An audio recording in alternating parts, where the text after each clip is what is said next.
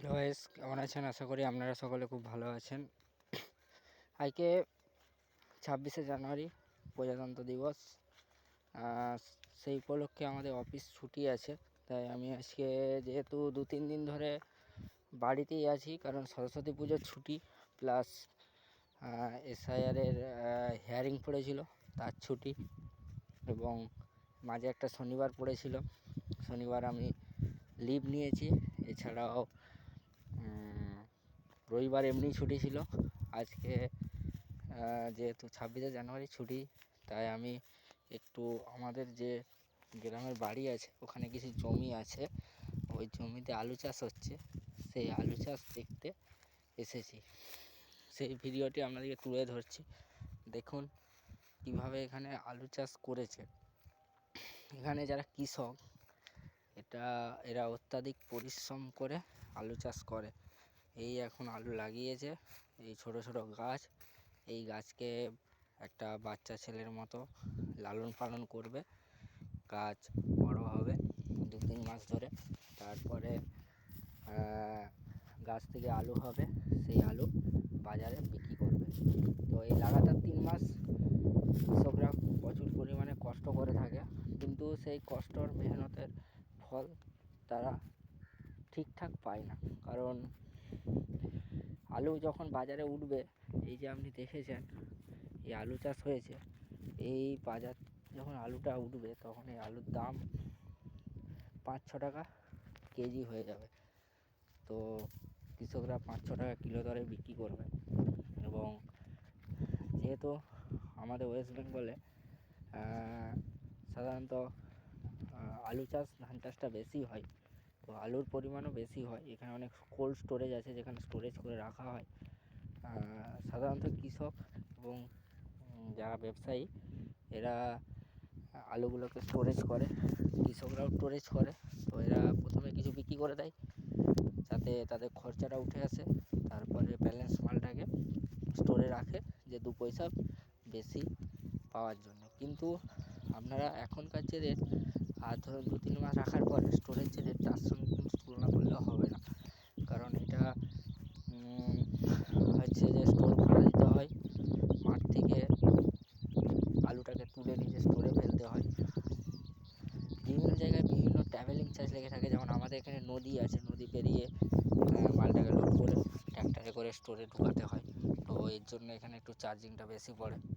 Loading unloading আছে, store খরচা আছে। অতএব স্টোরে রাখলে আলুটা মাঠে যে দাম থাকে তার থেকে 3-4 টাকা বেশি না হলে কোনো দিনও লাভ হবে না।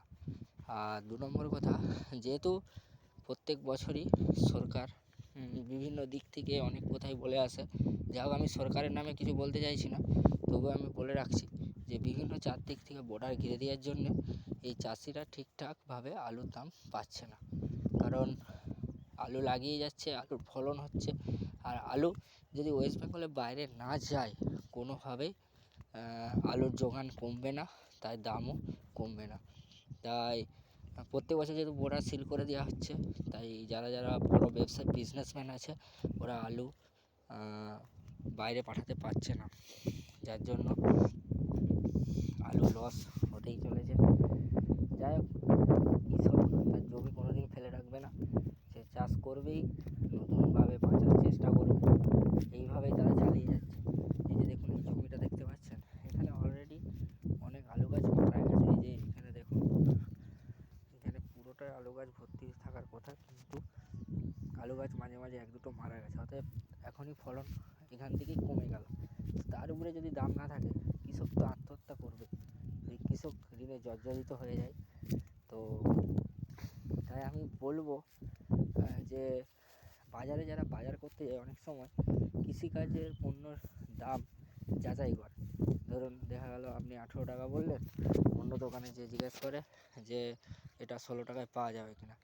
কিন্তু আমরা যখন কোনো শপিং মলে, শুধু সবারই কথাই বলছি না, বিশেষ করে আমিও খুদ কলকাতায় থাকি, শপিং মলে যাই যেখানে একটা এমআরপি 99 লেখা আছে, ওই মালটা আমরা 99 নিয়ে থাকি, ঠিক আছে।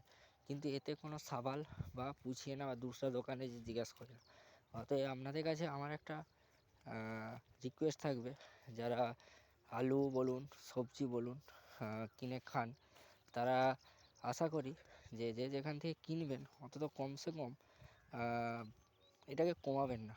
যাদের যদি চাষই 2 টাকা পেয়ে থাকে তবেই সে চাষ করবে, আর চাষ করলেই আপনারা খেতে পাবেন। আর যদি আপনারা এইভাবে কমতে থাকে, বর্ডার সিল হতে থাকে, হ্যাঁ, তো আস্তে আস্তে কী হবে, চাষের পরিমাণটা কমে যাবে। চাষের প্রতি কেউ আগ্রহ দেখাবে না। এখন ইদানিং এই জিনিসটাই হচ্ছে, যেহেতু আমার বাবা কাকারা সব চাষ করে, কিন্তু চাষে লাভ নেই বলে আমি এখানে নেই, কারণ আমি চলে গেছি কলকাতাতে ওখানে কাজ করতে। সেইভাবেই সবাই এইভাবেই বাইরে চলে যাবে, চাষের পরিমাণ কমে যাবে। এই যে দেখুন সামনে যে জমিগুলি পড়ে আছে, যদি আজকে আলুর দাম থাকতো তাহলে এই জমিগুলো চাষ হতো, কিন্তু আলুর দাম কম হওয়ার জন্যে এই জমিগুলো চাষ করতে কৃষক পারেনি, কারণ তার যতটা সামর্থ্য আছে সে করেছে, কিন্তু যদি আলুর দাম হয় তাহলে তারা এই জমিগুলো চাষ করতে পারতো ধার দেনা করে, বীজ এনে, সার এনে, কিন্তু সেইটা না হওয়ার জন্য এই জমিগুলি পড়ে আছে, চাষ করতে তারা রিস্ক নেয়নি। যাই হোক, এখানে ভিডিও বাড়াতে গেলে অনেক বাড়বে, কিন্তু আমি এখানেই শেষ করছি। আর তার আগে আপনাদেরকে মাঠের কিছু ভিউ দেখাচ্ছি। দেখুন কত সুন্দর লাগছে, ঠিক আছে? এখানে এলে একটা কি মনটা ফ্রি হয়ে যায়, তাই আমি যখনই বাড়ি আসি তো আমি এই গ্রামের মাঠে চলে আসি। হ্যাঁ, এখানে দেখুন এই যে আলুর সঙ্গে সঙ্গে পেঁয়াজও লাগিয়েছে, ঠিক আছে? পেঁয়াজও হয় অনেক জায়গায়, কিন্তু এখানটা যেহেতু আলুর উপযোগী তাই এখানে আলুই হচ্ছে। এই যে এখানে সরষে গাছ লাগিয়েছে, সরষে ফুল দেখুন হলুদ, কত সুন্দর।